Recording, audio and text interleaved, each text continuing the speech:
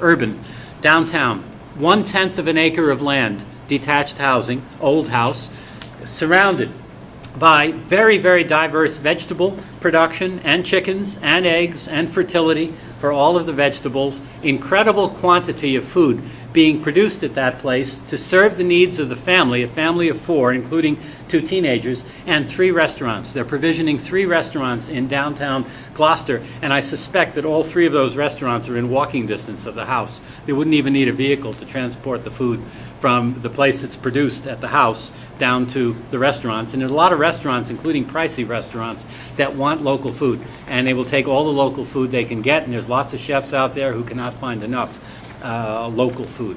And then we get perhaps more ordinary restaurants like our own Young's in Durham that is now making a serious effort at local food, and that is your local independently owned coffee shop type of restaurant. It's not an elite Portsmouth restaurant by any means, but it's getting a lot of local food and making a real serious effort at carving a niche in that area. But getting back to this place, it's remarkable. Now, some people look at this and they say, wow, that must take a lot of time. Well, guess what? This is a downed economy. Gloucester is not the richest place in the world, and it turns out these people are underemployed. Not because they wish to be, but because they cannot find sufficient work to work 40 hours a week or 5 days a week. So they're putting a lot of time and effort into producing food. And by the way, by definition, it's high quality food because it's local food, it's fresh food, it's unprocessed food, and so forth.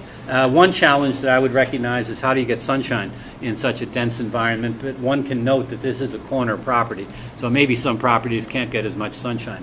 And they're not using the roof, but the rooftop can be used for food production on many structures. They're only using the surrounding land, and they still have place for a driveway and a patio.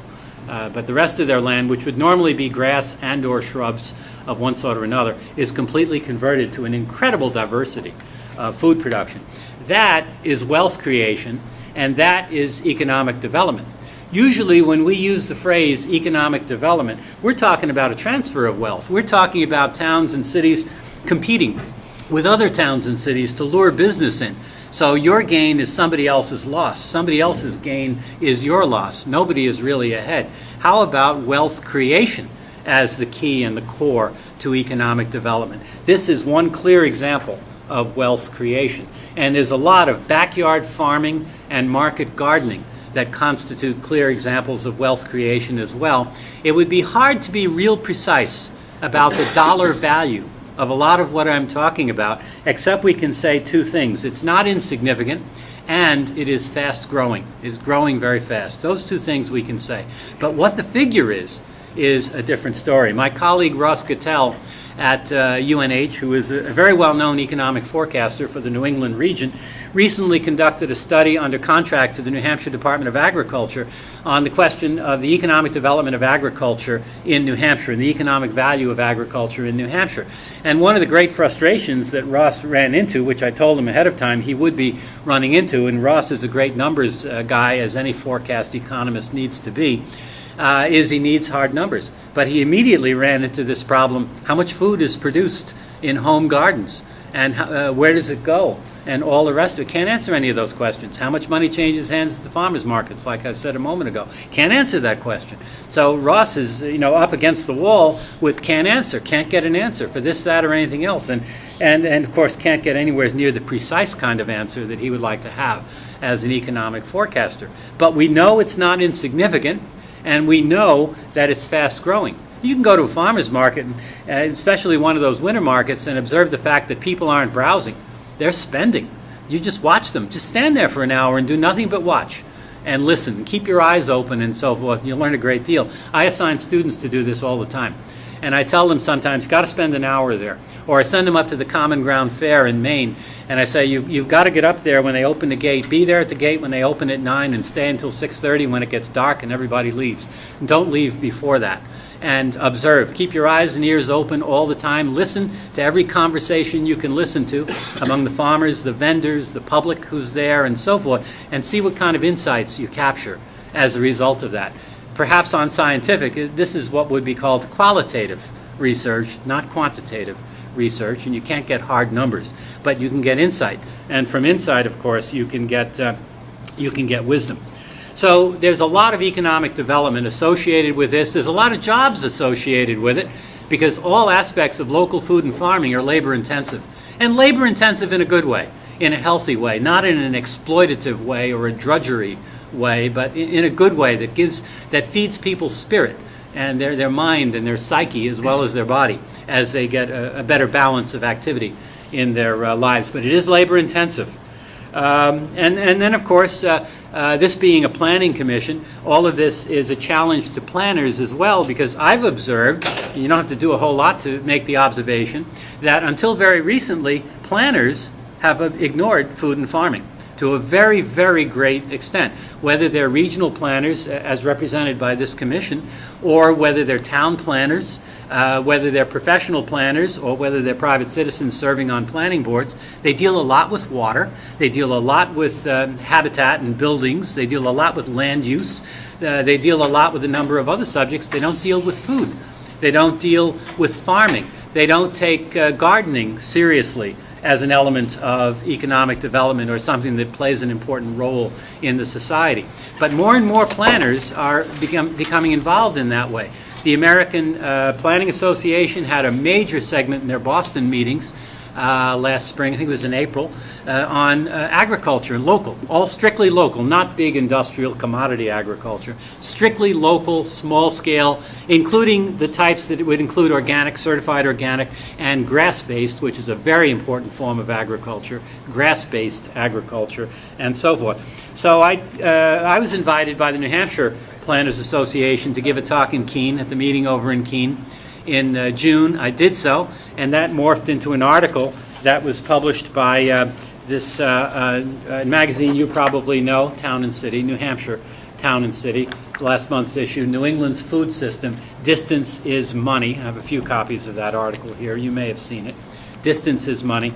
And that basically is my talk at Keene, modified a little bit for the magazine. But planning boards, as well as planning commissions, need to be involved in local food and local farming to a much greater degree. Now, some of this is a matter of choice. More and more people are choosing to know their farmer, are choosing to be able to answer that question, who's your farmer, in the same way that might answer the question, who's your doctor, who's your dentist, who's your plumber, who's your electrician. If you can answer those questions, you ought to be able to answer the question, who's your farmer. And by the way, your farmer is more important than your doctor, because health and food are wrapped up together, and good food is a major preventative for disease, for reasons to see the doctor. Some of you may have heard that phrase, pay the farmer today or the doctor tomorrow. And that is a very, very wise statement because of the connection between nutrition and human health. So some of this is a desire to feel closer to the farm, to feel connected to the farm, to go to farmers markets. There's some degree of romanticism in that, and personal pleasure and things of that sort. Sometimes people ask me if I think it's a fad. We all know what fads are. I do not think this is a fad. There are no signs to indicate that it's a fad. But I do need to talk to you a little bit about something much more serious. And that is the security, or I should say the insecurity, of the food supply. We make this assumption that most of the food that we would be eating in the future will come from a long distance, from 1,500 to 1,700 miles, which is where the average molecule of food comes from, which all of us eat as average Americans, 1,500 to 1,700 miles. Biggest place represented in a New Hampshire grocery store is California. We all know that's 3,000 miles. Biggest single place in the grocery store in a typical supermarket would be California. And obviously places like Florida, Texas, Illinois are well represented. Latin America is well represented. Even China is represented with basic food items, and many other parts of the world are represented as well. Our food system is not secure. It is fully based on oil. It is true that we must have oil before food. I gave a talk a year or so ago in River Run Bookshop in Portsmouth, which was called Oil Before Food. We must have oil before we can eat. Now, that's been true since about 1920, about 90 years.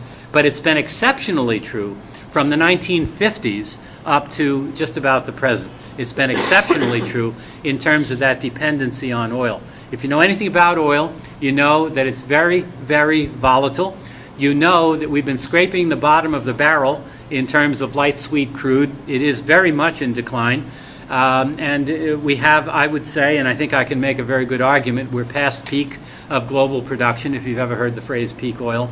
We are past the peak of global production. Best guess, to my mind, is 2005 for the year of peak. We, as a country, passed our own peak in 1970, and we knew that and could prove it by 1975 after about 5 years of data. And I would say we've probably passed the global peak around 2005. So now we're down to tar sands, and we're down to, in Alberta, we're down to fracking of natural gas at enormous cost. And I'm not talking only of environmental cost. The actual economic cost of carrying it out is fully based on both a willingness and an ability to pay quite a bit of money for oil. Our economy is very strained at the present gasoline prices. It's very strained. Never mind $4 or $5 a gallon. At $3.35, $3.40, $3.45, it is strained, and it's taking its toll on unemployment and on foreclosures of businesses and homes and all the rest of it. So there is a question of necessity. If we want secure food, we have got to do as much as we can locally in every local place to produce food. And every local place has the capacity to produce food, including cities. Never underestimate what urban agriculture can produce. And if Boston and Portland can produce food, then Dover and Rochester can produce food, not just our rural towns, but the cities themselves can produce food. And some of that can involve some livestock integrated, and therefore some meat and possibly dairy product integrated with fruit and vegetables to produce the whole range. And by the way, aside from fruit, vegetables, dairy, and meat, there's no reason we can't be producing some grain as well. This isn't Iowa, this isn't prairie, but we can produce some grain here. And if you want to talk to the microbrewers in Vermont or Maine, they'll tell you how badly they would like to sign contracts with New England farmers to produce grain for microbrewed beer so that they can put on the bottle that it is Maine or Vermont grain, or perhaps New Hampshire or Massachusetts grain that is there.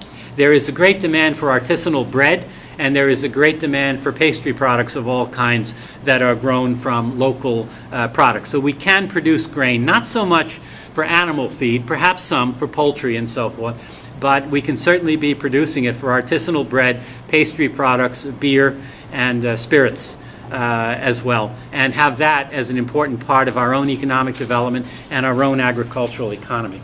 I don't know if you've ever heard of Hardwick, Vermont. I did write about Hardwick, Vermont in one of my books. Hardwick, Vermont is called the town that food saved. It's up in the Northeast Kingdom. It's a hardscrabble place of very high unemployment, very low income, and so forth, that is seeing a renaissance today of economic development, all tied to food. But it's not only food grown and produced in the within a 20-mile radius of Hardwick, but it's all of the processing, all of the value added, all of the wholesaling and retailing kept within that region. So the money is held within the region, and they're creating lots of jobs up there as a result of that. And there is a chart called, it's a diagram of something called a food hub, which the Vermonters are teaching us about these days. Montpelier, Burlington, both have food hubs, and Brattleboro, Keene, Brattleboro, Vermont, Keene, New Hampshire now have a food hub as well. But this is the first food hub in the country, Hardwick area of Vermont, up in the Northeast Kingdom. So that's another one to keep in mind. Can you explain Yes. the food hub a little Yes. further? A food hub is a closed system. It's not 100% closed, but it's significantly closed, where you try to do it all from the production of the food, plant and animal both, and the two integrated with each other, plant serving animal, animal serving plant. Obviously, plant fertility coming from livestock, for example, and so forth. So from the production of the food in the soil, and this is a circle. A circle doesn't have a beginning or an end by definition. But if we had to speak of a starting point, we might say the soil. The soil to seeds, and so they've got High Mowing Organic Seeds and several other small companies and nurseries doing seeds. The farms, there's a long list of participatory farms. The transportation, moving the product from the farms into town. organized transportation system. The processing and the storage, the refrigeration, the freezing, various other aspects of it. Cellars at Jasper Hill for some of the most fabulous